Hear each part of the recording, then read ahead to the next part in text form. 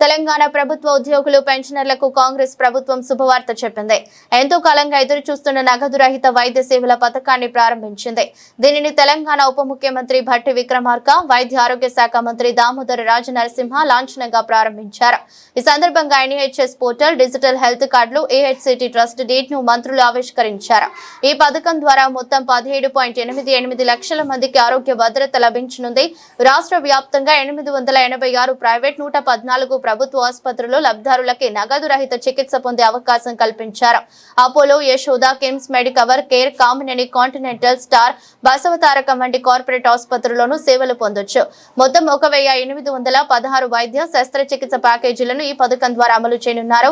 Pre authorisation నుంచి claim settlement వరకు ప్రక్రియ మొత్తం పూర్తిగా డిజిటల్ విధానంలో కొనసాగనుంది. ఉద్యోగులు, పెన్షనర్ల భాగస్వామ్యంలో AHCT ట్రస్ట్ ద్వారా దీన్ని అమలు చేయనున్నారు. ఉద్యోగుల కంట్రిబ్యూషన్ కు సమానంగా ప్రభుత్వం కూడా వాటా ఇవ్వనుంది.